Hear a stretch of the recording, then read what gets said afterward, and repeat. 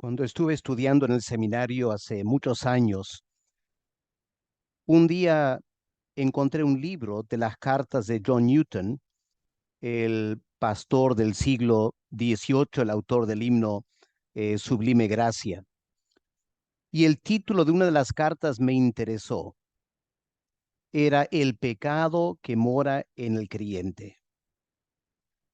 Y ese es el tema de esta reflexión sobre el Salmo 119, versículo 3, donde el autor dice: no hacen iniquidad los que andan en sus caminos.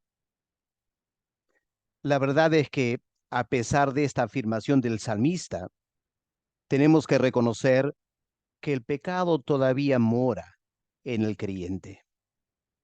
Eso se debe a que aún tenemos una naturaleza pecaminosa. Hasta que muramos, seguiremos luchando contra el pecado. Aunque oremos, resistamos las tentaciones y crucifiquemos la carne, la tendencia a ceder a los deseos carnales continuará afectándonos cada día de nuestras vidas hasta que Dios nos llame a su presencia. Cada creyente tiene sus propias debilidades. Aunque seamos hijos de Dios, hay ciertos pecados que parece no logramos vencer por completo. Hay pecados que cometemos por ignorancia o por una fuerte tentación que nos agarra desprevenidos. De todos modos, somos culpables de cometer pecados también de omisión. No solo cometemos pecados desobedeciendo a Dios, sino hay actos de obediencia que faltamos al Señor. La verdad es que es imposible servir a Dios perfectamente, cumpliendo todos nuestros deberes a cabalidad, sin fallar en algún área de nuestra vida o ministerio. A veces somos culpables de malos pensamientos o palabras apresuradas que podríamos haber evitado si estuviéramos en alerta espiritual. La gracia de Dios nos guardaría de esas cosas si tuviéramos mayor cuidado de nuestros corazones. El problema es que ciertas tentaciones nos sorprenden o se manifiestan con un poder inusual y nos vencen. También es innegable que los mejores creyentes son capaces de cometer los peores pecados en algún momento de sus vidas. Noé se emborrachó. David cometió adulterio y homicidio. Pedro negó conocer al Señor. Los pecados no siempre se miden por los actos en sí, sino por las circunstancias en que se dan. Sin embargo, sea un billete de $100 o un billete de $5, falsificarlo es de igual penado. Permitir pequeños pecados en nuestras vidas es tan condenable como cometer grandes delitos. Mucho depende de nuestro corazón y la actitud que tenemos ante esas acciones. Ceder a una pequeña tentación es peor que caer en una tentación fuerte. Por otro lado, cometer un pecado grave cuando uno no está en pleno control de sus facultades debe ser evaluado con misericordia, como el incesto de Lot, cuando sus hijas lo emborracharon. Cada hijo de Dios tiene ciertas virtudes particulares. Abraham es el gran padre de la fe. Job, conocido por su tremenda paciencia. Moisés fue el hombre más manso en toda la tierra. Daniel nos ha dejado un gran ejemplo de fidelidad. De igual modo, como hijos de Dios, todos tenemos debilidades particulares. Jeremías, el profeta, tuvo la tendencia a deprimirse, a andar llorando. Aarón se dejaba influenciar fácilmente por otros. Pedro era grandemente voluble. Pablo era iracundo a veces. Por eso en el Salmo 18 y el versículo 23, David confiesa: fui recto para con él y me he guardado de mi maldad. Notemos esa palabra, mi maldad. David está hablando de una maldad propia de su carácter y de su personalidad, su debilidad. Todo esto nos enseña a tener mucho cuidado con el pecado. Juan escribe a las iglesias en Asia diciendo: hijitos míos, estas cosas os escribo para que no pequéis. Aunque tengamos un abogado que nos defiende, y aunque la sangre de Cristo nos limpia de todo pecado, estas grandes verdades no deben ser una excusa para pecar. No debemos pecar porque hacerlo es una ofensa contra el Dios Trino. Dios el Padre es el juez de toda la tierra. Ante sus ojos, el pecado es una infracción de la ley. Es un acto de rebeldía contra el Dios soberano. El mundo natural en el que vivimos tiene leyes. Cada cosa creada se sujeta a las leyes que Dios les impone. Por ejemplo, el mar respeta los límites que Dios le da y no se sale de esos límites. El creyente también debe sujetarse a las leyes de Dios y no transgredirlas. Dios exige que respetemos sus mandamientos y ordenanzas. Hay un relato muy interesante en Jeremías 35, donde el profeta Jeremías, en un sentido, presentó una tentación a un grupo de personas que se llamaban los recabitas. Leemos en versículo 5 del capítulo 35 de Jeremías. Y puse delante de los hijos de la familia de los recabitas tazas y copas llenas de vino. Y les dije: bebed vino. Mas ellos dijeron: no beberemos vino, porque Jonadab, hijo de Recab, nuestro padre, nos ordenó diciendo: no beberéis jamás vino, vosotros ni vuestros hijos. Y en versículo 8, ellos dicen: nosotros hemos obedecido a la voz de nuestro padre Jonadab en todas las cosas que nos mandó. Y Jeremías felicitó a los recabitas por obedecer las órdenes de su padre, aunque él ya estaba muerto. ¿Cuánto más debemos nosotros obedecer a nuestro Padre Celestial que vive y reina por los siglos? El pecado también es una ofensa contra Dios el Hijo. Ofendemos los méritos que Él obtuvo en la cruz del Calvario para nuestra salvación. Cristo vino a soltarnos del pecado.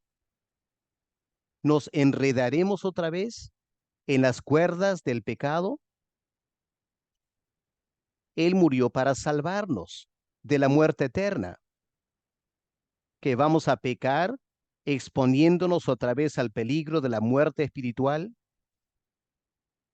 Cada pecado que cometemos atenta contra la obra de salvación, para la cual el Señor dejó la gloria, se encarnó en este mundo. Pecar es menospreciar el precio que Él pagó para redimirnos.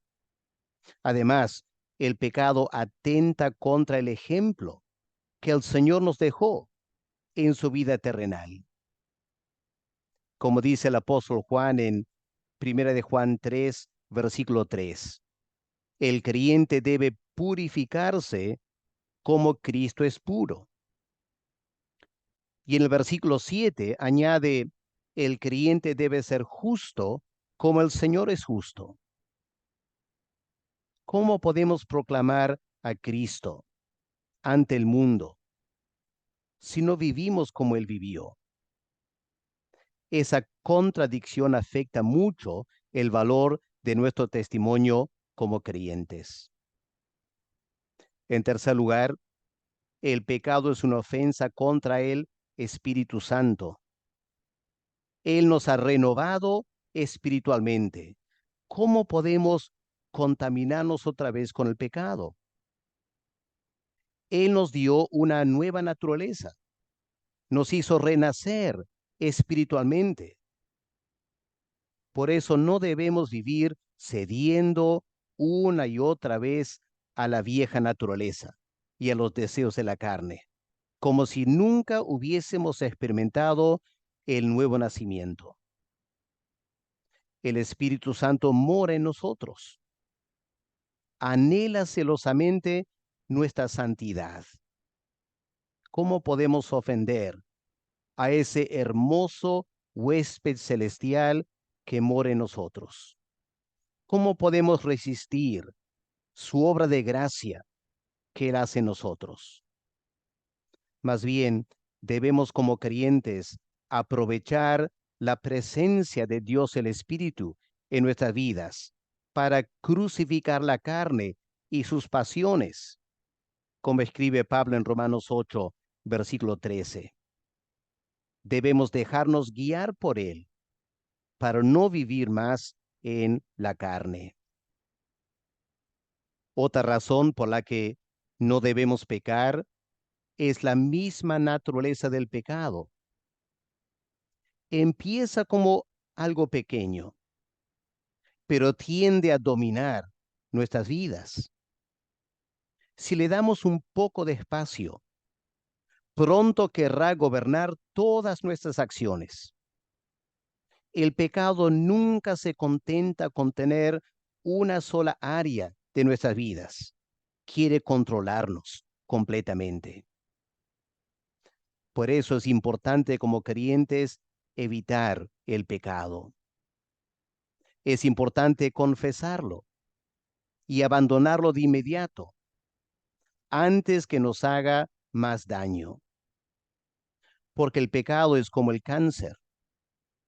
Cuanto más rápido lo tratamos, tenemos una mejor oportunidad de vencerlo y curarnos del mal.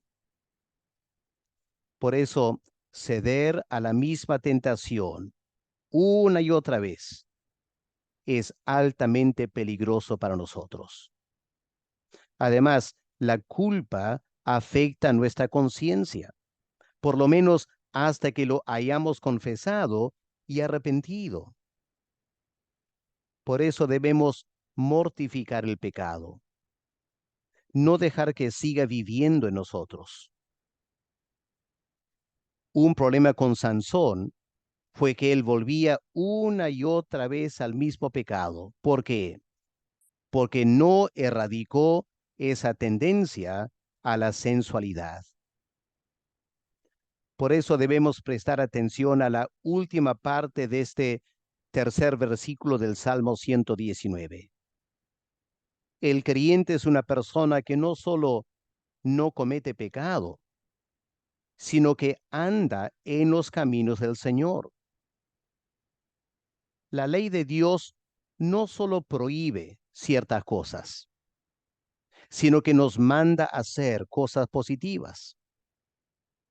No basta con alejarnos de Satanás. Tenemos que andar en comunión con Dios. El profeta Amós exhortó al pueblo de Israel diciendo: aborreced el mal y amad el bien. El apóstol Pablo hace eco de sus palabras en Romanos 12, versículo 9, aborreced lo malo y seguid lo bueno. Muchas personas procuran evitar los vicios, pero no practican las virtudes. No seamos como ellos. Hay que hacer ambas cosas. Dios no solo castigará al siervo malo que golpeaba a sus consiervos, Mateo 24, 48 al 51, sino que también castigará al siervo negligente que no cumple las órdenes de su Señor. Mateo 25, versículo 26 al 30. ¿Recuerdan la parábola del hombre rico y Lázaro? El hombre rico no fue juzgado por robarle comida al pobre Lázaro. No, fue juzgado porque no lo invitaba a sus banquetes. Ni siquiera le dejó comer de las migajas. O el joven rico, que un día fue buscando al Señor, fue rechazado, no porque desobedecía la ley de Dios. Él mismo afirma que desde joven él había guardado todos los mandamientos. No, el Señor lo rechazó porque no amaba a los pobres. El Señor le pidió, vende todo lo que tienes y dale el dinero a los pobres. Y el hombre no quiso y se alejó del Señor, no porque cometía grandes pecados, sino por este pecado de omisión. No amaba a los pobres. Así que tenemos que analizar nuestras vidas, no solo para ver si cometemos pecados, sino para evaluar qué cosas buenas quizá no estamos haciendo. La salvación no es solo para aquellos que no roban, no mienten, no matan o no cometen adulterio, sino para aquellos que aman a Dios de todo corazón, lo reverencian en sus corazones y viven vidas rendidas a su voluntad. Como afirma el profeta Miqueas, oh hombre, él te ha declarado lo que es bueno. ¿Y qué pide Jehová de ti? Solamente hacer justicia, amar misericordia y humillarte ante tu Dios. El Señor nos ayude a andar en sus caminos, como dice el salmista aquí, porque nunca llegaremos al cielo si andamos por el camino equivocado. Tomemos un tiempo ahora para preguntarnos, ¿habrá pecados en nuestras vidas, aunque sean pequeños? ¿Estamos haciendo todo lo que Dios pide de nosotros? No se trata de un legalismo evangélico, sino de vivir una vida que agrada a Dios y que procura esa bendición de servir al Señor. Padre, tu palabra nos orienta el camino a la verdadera felicidad. Y nos indica, Señor, que la verdadera felicidad es para aquellos que andan en tus caminos, que viven vidas entregadas a tu servicio. Y Padre, reconocemos este gran problema de que el pecado todavía mora en nosotros. Tenemos esta naturaleza pecaminosa. Tenemos que reconocerlo, Señor. Pedimos que tú nos ayudes a honestamente evaluar nuestras vidas, dejar que tu Espíritu nos examine y luego, Padre, guíanos en ese camino hacia la eternidad.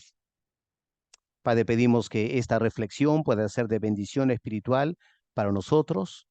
Ayúdanos a glorificarte en nuestras vidas, para que de esa manera alcancemos esta verdadera felicidad. En el nombre del Señor te lo pedimos. Amén.